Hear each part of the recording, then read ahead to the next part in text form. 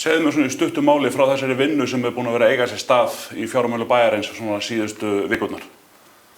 Já, sko það sem hefur verið að gerast síðustu vikurnar að við höfum verið að kynna niðurstöður viðræðna sem eru búin að eiga sér mun lengri aðdraganda, eða 18 mánuði, það sem við vorum að ræða við stærsta kröfuhafan okkar, sem við skuldum mestu peningana, og við vorum búin að ná ákveðnu samkomulagi við þá aðila niðurfærslur eða hver niðurfærslu þörfin væri, og þegar það var komið þá þurfti að kynna það fyrir öllum hinum. Þetta eru 18 kröfuhafar í það heila sem við erum að tala við. Og síðustu vikurnar höfum við verið að kynna þessa niðurfærslu þörf sem voru 6.350 milljónir króna fyrir öllum hinum. Og ræða við hvernig við myndum skipta þessu, hver tæki hversu mikið, og það svona alls konar lagatæknilega atriði í því. Sumir eru með tryggingar fyrir sínum kröfum og aðrir ekki, og sterkar og eins og gengur. Þannig að við erum svona búin að vera að reyna að ná svona heildarsamstöðu á meðal þeirra, sem mikilvægt út af því að þessi stærsti kröfuhafi, sem við eyddum mestum tímanum í að tala við, hann sagði, við fellum þetta, við erum til í að skoða þetta ef að allir taka sinn skerf og það jafnræði óháð tryggingum. Menn líta á þetta sem verkefni sem þarf að gangi í, og við gerum þetta alls saman. Þá erum við til.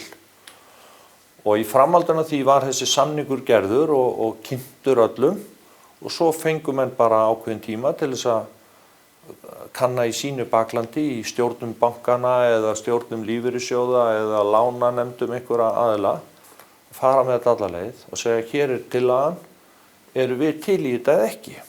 Og þetta spurningi sem þeir síðan þurftu að svara klukkan 5 á miðvikudaginn var.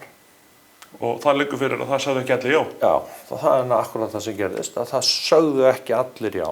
Það sögðu aðilar á bakvið rúm 60% af þessum 6,3 milljörðum rúmum sem sögðu já, en það nægir ekki, því að þá sögðu hinnir, ok, það samþykktu ekki allir, þá tökum við okkar sem sagt já tilbaka, af því við erum ekki sátt að við séum að fella niður hér stóra fjárhæðir, og svo eru aðrir sem ætla ekki að gera, það verða allir að koma að málinu. Og hver eru þá næstu skref hjá bæjaryfirvöldum? Já, næstu skref voru svo, það segir bara í sveitarstjórnarlögum ef að sveitarfélag sér fram á að geta ekki staðið við skuldbindingar sínar, þá beri að láta eftirlitsnefnd með fjármálum sveitarfélaga að vita. Við verðum að gera það, bara lögin segja það. Þannig að við gerðum það og létum eftirlitsnefndina að vita. Og bæjarráð ákvað sem sagt á fundi sínum í gær, 5. að óska eftir því að á næsta bæjarstjórnarfundi sem á 3. muni bæjarstjórn í heild sinni samþykkja það að óska eftir því við eftirlitsnefndina að hún skipi sveitarfélaginu fjárhagsstjórn, bara eins og gert ráð fyrir í lögum. Og hverju breytir það fyrir sveitarfélagið? Það breytir, við vitum það ekki, það hefur ekkert sveitarfélag á Íslandi af þessari stærð verið í þessari stöðu. Þannig að það hafa nokkur smærri, talsvert minni sveitarfélög lent í einhverjum svona kröggum og fengið tímabundna aðstoð. Nú síðast Álftanes sem var svo sameinað Garðabæ. En við vitum það ekki, það eru lög í kringum þetta sem að nefndin hefur, úrræði í lögum sem að hún getur notað og mun nýta sér, en svo fer það eftir því væntanlega hverjir veljast í þessa stjórn, þessa fjárhagsstjórn, og hvernig þeir vilja tækla málin, og ég veit ekki hverju það eru, þessu stigi, en það er ekki búið að skipa stjórnina, og þar að síður veit ég ekki heldur hvað nákvæmlega þeir munu gera, en mér þykir líklegt að þeir munu byrja því að tryggja þessa lögboðnu þjónustu sem að sveitarfélögum ber að veita, eins og að við getum sinnt grunnskólakennslu og við getum sinnt velferðarþjónustu og félagsþjónustunni og svona þessum mikilvægu grunnverkefnum. Og þegar að búið er að tryggja það, að þá verður svona skoðað hvað annað við getum gert og hvað annarri starfsemi við getum haldið úti. Hverju mun þetta breyta svona fyrir hinn almenna bæjarbúa?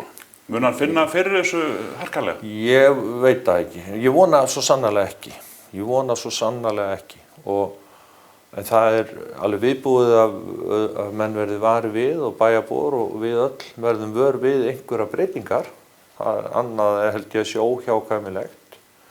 En nákvæmlega í hverju þær felast eða hvenær þær koma fram eða hvað, get ég ekki sagt. Við erum núna með fjárhagsáætlun í gildi sem að stjórnkerfið bara að vinna samkvæmt og það nú gaman að segja frá því að í öllu þessu og þá erum við að leggja fram á þessu sama fundi á þriðjudaginn ársreikning fyrir síðasta ár, 2015 og eins og hann liggur fyrir núna hafi verið endurskoðan en eins og hann liggur fyrir núna þá er ekki að sjá annað í honum en að við séum að ná að snúa þessu rekstri alveg við. Þannig að við erum að sjá miklu betri útkomu og miklu svona ánægjulegri niðurstöðutölur heldur en við höfum séð undanfarin ár og bæjarbúar hafa heyrt af í mörg ár. Þannig að það aðgerðir sem við höfum verið að grípa til, þær virðast vera að skila sér mjög vel, en ekki nóg til þess að við getum þjónað öllu þessu lánum. Við höfum til dæmis að greiða núna, eða Reykjaneshöfn á að borga núna bara á næstu dögum 300 milljónir króna afborgunarláni sem hann á ekki til og 70 milljónir svo eftir ekki svo langa tíma í viðbót og síðan yfir 2 milljarðar afborgun í haust af lánum hafnarinnar sem eru heldur ekki til. Þannig að við getum þetta bara ekki þó að reksturinn sé að batna. En nú þegar þessi eftirlitsnefnd tekur við fjárhagsstjórn bæjarins, hvað breytist?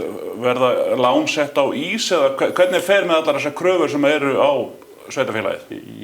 Eins og ég segi, ég get ekki alveg sagt til hvað þeir gera, en þau hafa slíkar heimildir. Það að segja, þeir geta eða fjárhagsstjórnin hefur heimild til þess að frysta afborganir á öllum lánum. Og mér þætti ekki ólíklegt að hún myndi byrja að gera það á meðan hún að skoða bara málin. Því að þó við séum búin að vera að vinna í þessu í 18 mánuði og erum komið vel inn í málið, þá þarna að koma alveg nýtt fólk að sem að kannski þekkir málin ekki neitt nema bara umræðum úr fjölmiðlum eitthvað svona og þeir þurfa örugglega vikur eða mánuði til þess að setja sig inn í þetta allt saman og mér þætti ekki ólíklegt að þeir stöðuðu bara allar afborganir einhverju lánum á meðan að þeir eru að setja sig inn í málin. Svona greiðslu stöðun eins og það heitir. En hvað gert ráð fyrir að þetta ástandi að þessi nefnd verði lengi að störfum? Hvað erum við að tala um ykkur ár? Það er best að segja sem minnst það. Ég held með minnir að þeir eigi að gera þetta á einu ári en geti framlengt ef þau þurfa lengri tíma. Og ég vona bara að þetta taki fljótt af og þetta verði, við reynum að sjá tækifærin í þessu líka að sem sagt fá hérna utanaðkomandi augu til þess að horfa á þetta með okkur. Við skulum hafa í huga að nefnd sem þessi, hún ekki sett á laggirnar sem innheimtumenn fyrir kröfuhafana. Hún sett á laggirnar til þess að tryggja það að íbúarnir fái grunnþjónustu. Þannig að það verður örugglega fókusinn í allri þeirra vinnu að tryggja það að íbúarnir fái þá þjónustu sem að þeim ber samkvæmt lögum. Nú hátíð eins og ljósanótt ekki kannski grunnþjónusta við bæinn. Hafið áhyggjur af því að það breytist? Ljósanótt og mörg önnur frábær og skemmtileg verkefni eru ekki lögbundin verkefni sveitarfélaga. Og nákvæmlega hvar lína liggur, bara rekstur leikskóla til dæmis ekki lögboðið verkefni sveitarfélaga. En við vitum það öll og ég hygg að þeir viti það líka að þau sem veljast í þessa nefnd og þú rekur ekki svona sveitarfélaga á þess að hafa leikskóla, það vita það allir. Þannig að þetta verður örugglega svolítið kúnst að ákveða hvar þessi lína liggur. Lögskylduverkefni, bara þetta verðið að gera og svo alveg yfir á hinn endan eitthvað eins og ljósanótt sem er gaman að gera eða oft fyrir því. Sko.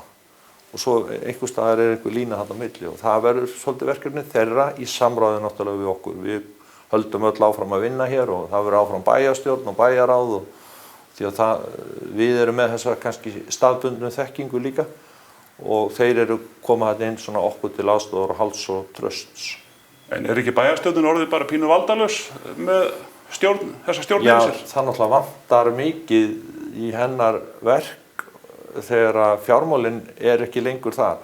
Að vísu vinnum við áfram fjárhagsáætlun og gerum það, en við þurfum að bera það allt undir þessa fjárhagsstjórn. Þannig að svona tæknilega vinnan verður áfram öll unnin hér, en við getum sagt sem svo að það þarf að stimpla það og samþykja af þessar aðilum.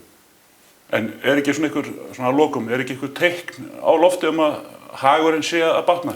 Það náttúrulega búið að vera lengi í spilunum og eins og ég sagði að með ársreikningu síðasta árs. Það sem ánægjulegt í honum að áætlanir okkar kostnað bæjarins að standast. Þannig að við virðumst vera að ná utan kostnað sem annars hefur yfirleitt verið meiri heldur en áætlanir gerðu ráð fyrir. Þannig að kostnaðurinn þarna í réttum skorðum og svo eru tekjurnar aukast og þetta vonandi heldur áfram. En það nægir ekki til að við getum þjónað lánunum eins og ég sagði áðan. Þannig að það margt mjög gott að gerast og við bundum svo mikla vonir við að fá þessa niðurfellingu til þess að geta snúið okkar að þessum tækifærum og fara að nýta þau. Þannig að við getum hægt að hugsa þetta í bíli og getum fyrir að nýta tækifærin sem liggja þetta út allt. Þess vegna þetta svo grátlegt að þurfa að eyða svona miklu púðri og öllu þessu tíma og orku í þetta fjármála vafstur. En þannig bara það í lífinu stundum að maður ræður ekki alveg hvernig hlutirnir fara. En ég hef sagt við fólk og ég vil segja það við þá sem að horfa á þetta stutta spjall okkar hér að við megum ekki tapa gleðinni.